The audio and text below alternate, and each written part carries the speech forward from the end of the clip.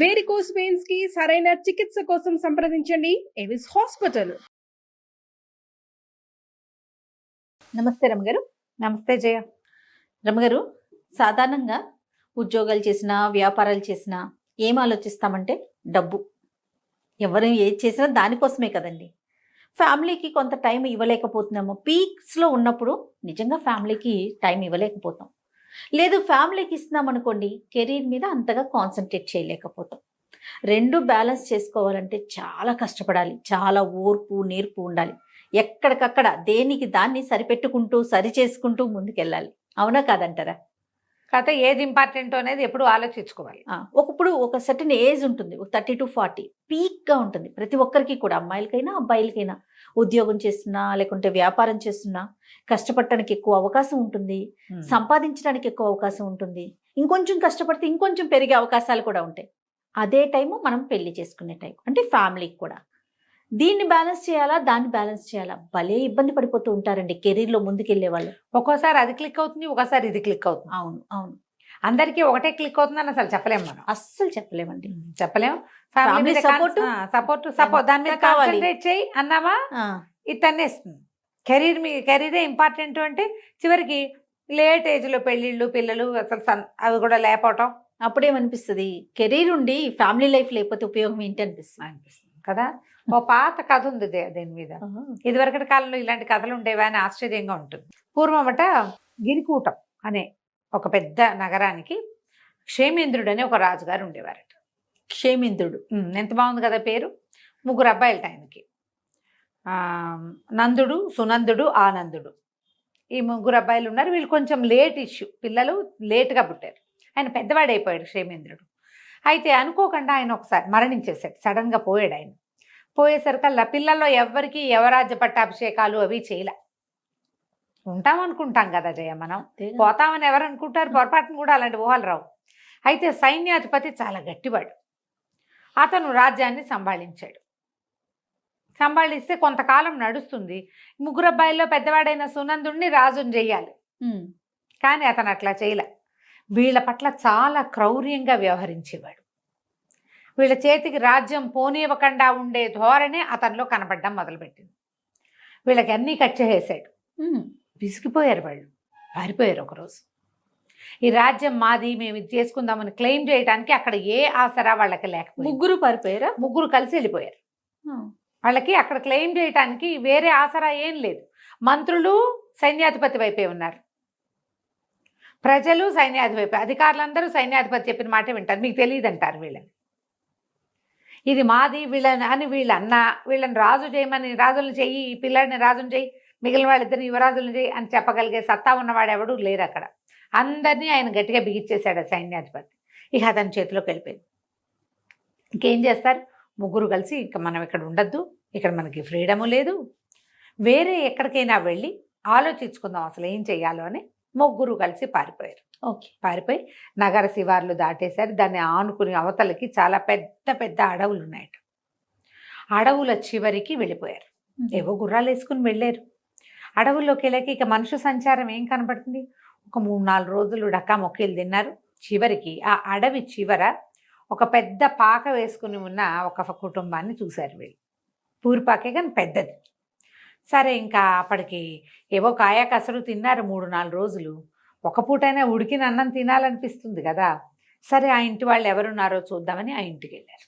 వెళ్ళేసరికి ఆ ఇంట్లో ఒక ముసలాయన కూతురు ఉన్నారు. కూతురు పేరు ఇందుమతి, ఒక 16-15 ఏళ్ళ పిల్ల.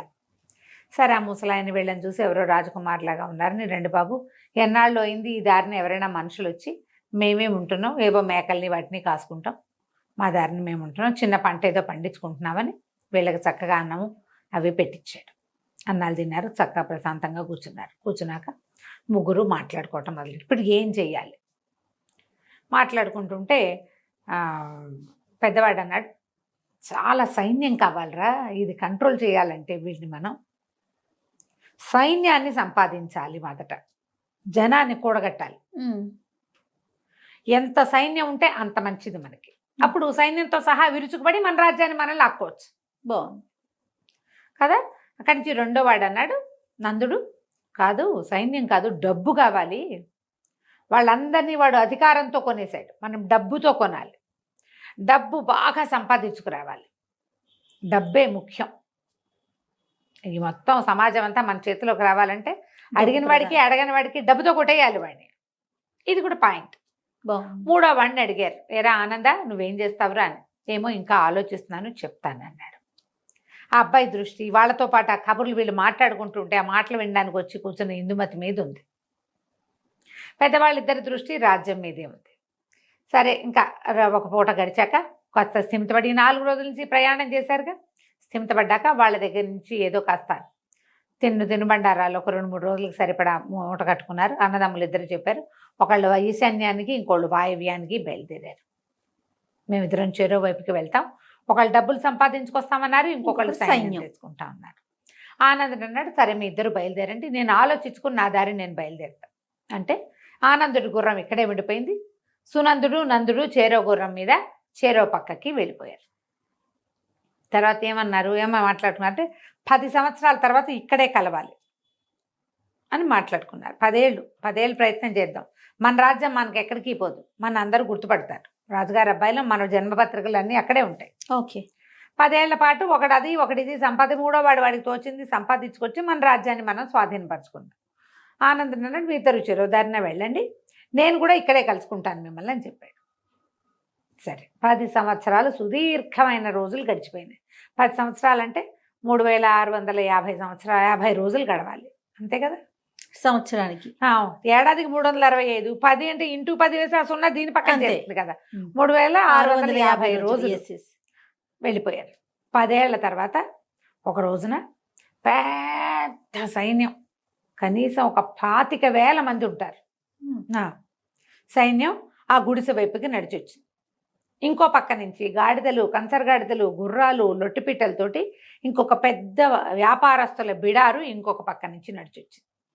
ఈ సైనికులతో వచ్చిన వాడు ఒకడు వాజానుబాహు, కణతల దగ్గర అక్కడ నెరిసి ఉంది, గడ్డను నెరిసిపోయింది, కానీ మంచి బలశాలి ఆజానుబాహుగా ఉన్నవాడు ఒకడు.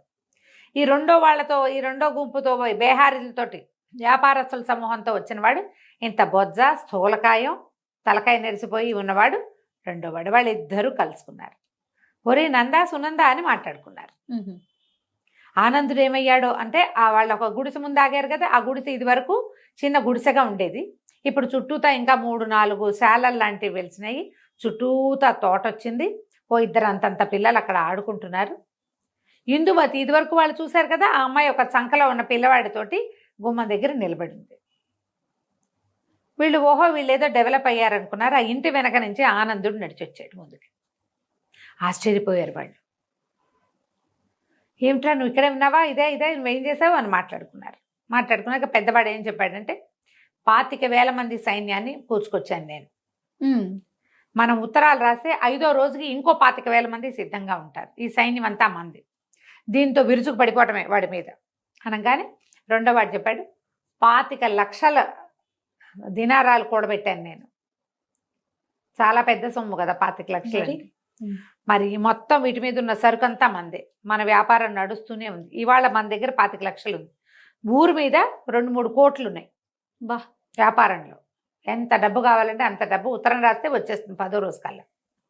నీ సైన్యాన్ని కూడా ఈ డబ్బులతోటి కొనేయగలను నేను అన్నాడు. పదండి విరుచుకు పడదామన్నారు.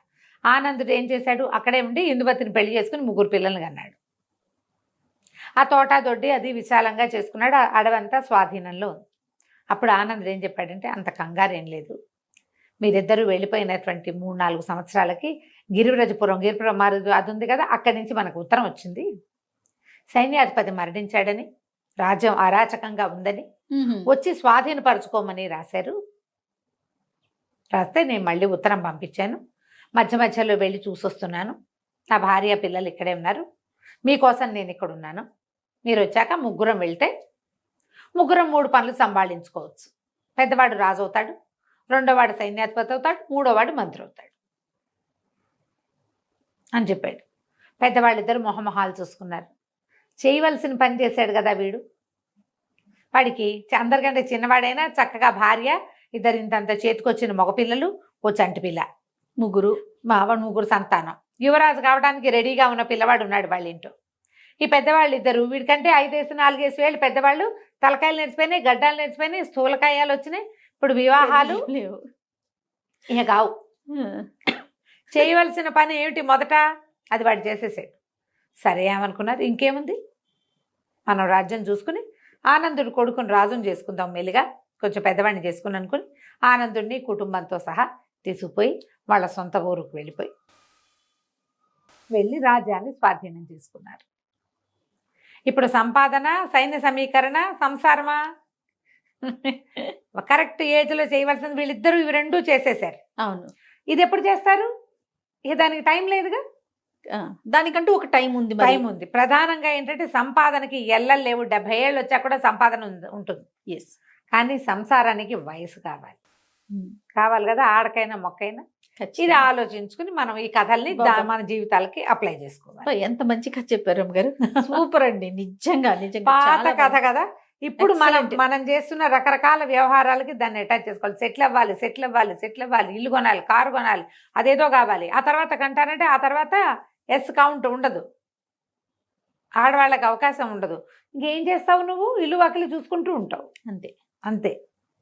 కథ సూపర్ రమ్మగారు. పెళ్లి చేసుకోము అనే వారందరికీ ఇదే చెప్పాలి, షేర్ చేయాలన్నమాట. రైట్ అండి. నమస్తే. నమస్తే.